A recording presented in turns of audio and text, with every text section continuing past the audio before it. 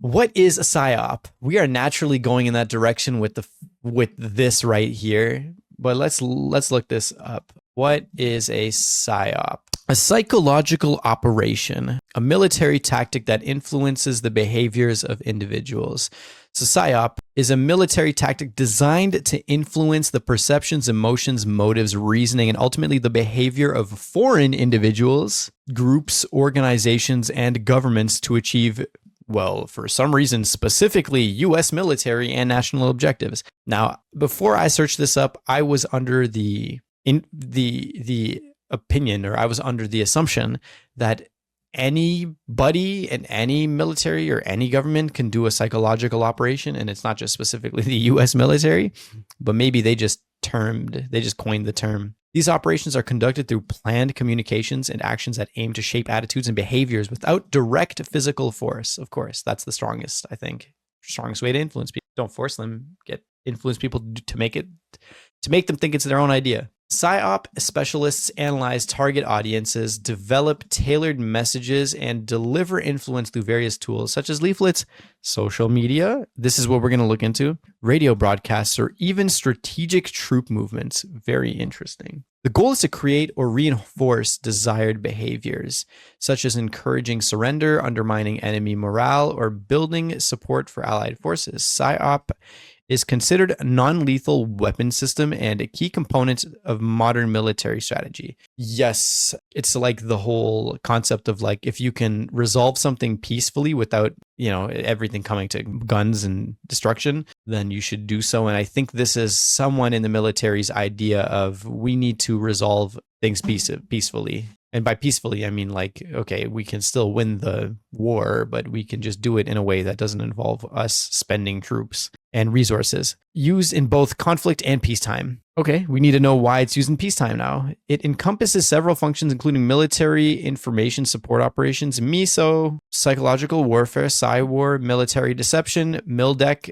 and civil authority information support. Yes, very interesting. But are there proven evident PSYOPs that have been exposed that are using AI? We might not find any that have anything to do with artificial intelligence. Oh, wow. So this is super random, but we just found out that ChatGPT and a bunch of other guys were breached. 130,000 conversations with these large language models, Grok included, and they've been documented, raising serious concerns for digital privacy and the misuse of AI-generated data. This incident revealed that AI conversations were systematically archived by the Internet Archive's Wayback, creating permanent searchable record of sensitive personal, corporate, legal information. Dude, that's crazy. This is actually, I don't know if you guys have ever used this, but that is the last thing I would expect them to archive. And that's the last thing that I would expect any of these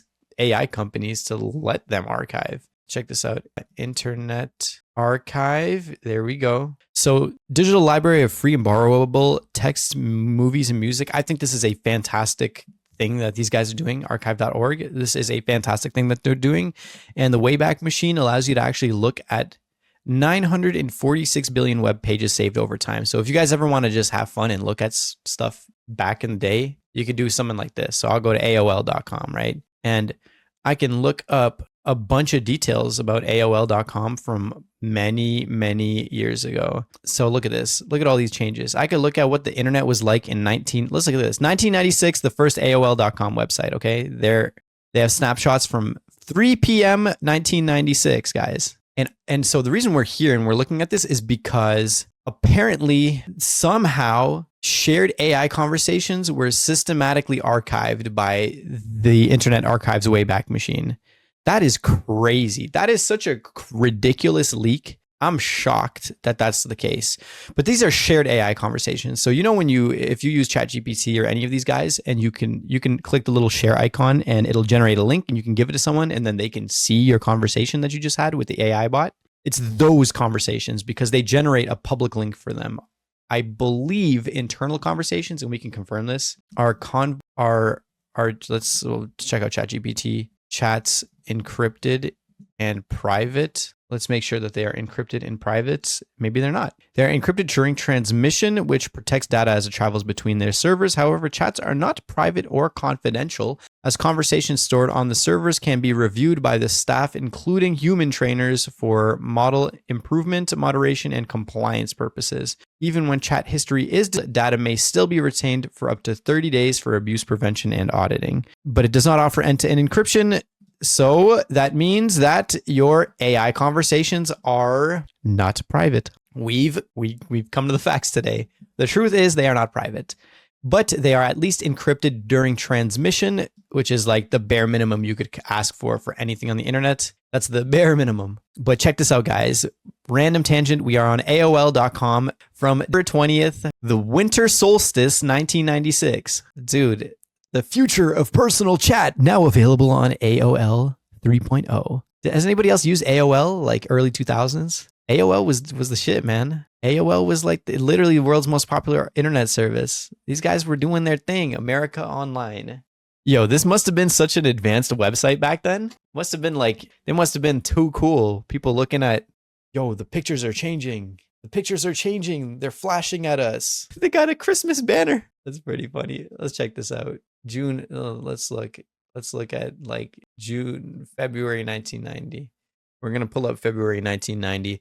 But yo, y'all can look at like any website like this, eh? Let's see if they upgraded. They upgraded in the 3 years since. Hey, look at that. They updated. AOL became White Pages. Wow. Hey, and all of these links, the Wayback Machine actually cataloged all of these links. Okay, let's check this out. This answers the question. So U.S. Special Forces want to use deepfakes for PSYOPs. The U.S. government spent years warning deepfakes could destabilize democratic societies. But, of course, that doesn't apply to, their potential foreign enemies. Well, no, they're definite foreign enemies. There are not potential foreign enemies. The U.S. has a lot of foreign enemies, being one of the superpowers in the world. Parajumpers display the abbreviation for the United States Special Operations Command above a sports stadium in Baton Rouge. Favorite commandos, SOCOM. Interesting. So what are we looking at here? How is the U.S. going to be trying to use these deepfakes? The U.S. Special Operations Command, responsible for some of the country's most secretive military endeavors, is geared up to conduct internet propaganda and deception campaigns online using deepfake videos, according to federal contracting documents reviewed by The Intercept. It's an interesting thing about the U.S. where they have a system, I forget what it was called. They have a system and it's online, and they actually publish all of the contracts that they sign. So for example, you can see that the United States government had signed in the past year, 2 years, they signed a contract with this company that provides them spyware as a service. And you can see the amount that they signed for because, again, using taxpayer money to buy these services, government contracts. Government contracts are publicly posted and government contractors are also publicly posted. The US is probably, in my experience, one of the most transparent democracies and government systems. Again, this is not a political opinion. I'm not saying it's a good thing or a bad thing. I'm just saying that it's an interesting thing that the US government does in fact publish a lot of information online or make a lot of information available for people to look at. For Americans, it's like there is a paper trail, and in a lot of cases, some of that paper trail is like kind of incriminating. You know what I mean? It's kind of incriminating, like it supports certain opinions that like there's misuse of funds, for example. Someone that like the whole DOGE, the Department of Government Efficiency, was trying to like really boast that, hey, the government is not being effective and efficient with taxpayer money. I remember that being a huge thing that Elon Musk was posting about like crazy. But I think he's able to say that because there's so much information that is publicly available that can be reviewed. I know, I think Canada also publicizes some of this information, but I don't know the extent of which. I do know more about the US system because my company was at one point, OSIS was at one point getting into like government contracting too, to provide services that also aligned with what we wanted to do, but we never ended up doing it. I just remember seeing like all of this information online. That being said, the government, the U.S. Special Operations Command, I think they're called SOCOM. We'll call them the SOC. The SOC, responsible for some of the country's most secretive military endeavors, is gearing up to conduct an internet propaganda and deception campaign online using deepfake videos, according to federal contracting documents reviewed by The Intercept. The plans, which also described hacking internet-connected devices to eavesdrop in order to assess foreign population susceptibility to propaganda, comes at a time of intense global debate over technologically sophisticated disinformation campaigns, their effectiveness, and the ethics of their use.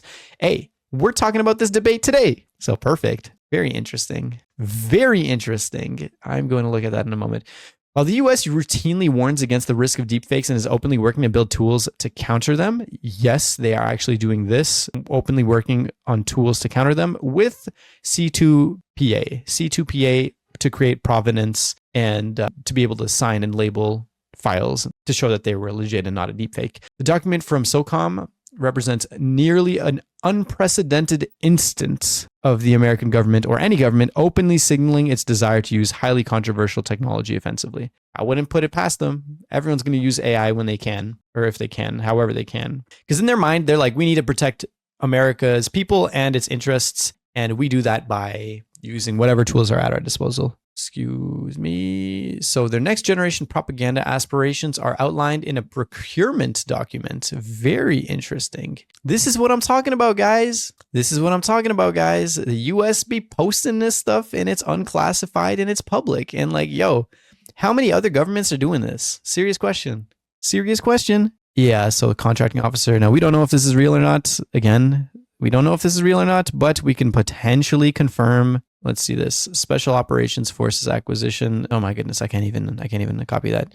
So USS, I can probably copy this right here though. 2020. Let's see if this is exactly the website I was talking about. sam.gov. Sam.gov. This is the proof. Very interesting. Very interesting. So this website, sam.gov, is an unofficial website for the United States government. Here's how you know. The .gov means it's official. Yep. Only they can have that .gov domain name. Oh my goodness, I'm trying to highlight. And the HTTPS means that it is in fact secure. So the Department of Defense, SOCOM, has an active contract opportunity to get some stuff. Special notice, April 2020. Original inactive date. Okay, so apparently it ends on December 31st, 2025. So I wonder what they've done in the last 5 years. This contract will remain open for 5 years until December 31st, unless superseded, amended, or canceled. It's contemplated, and it is. I wonder if they say how much they pay for this kind of thing. There we go. There we go. Let's see what this looks like. It is in fact a legitimate document. Hey, you guys see that? We did some reporter stuff.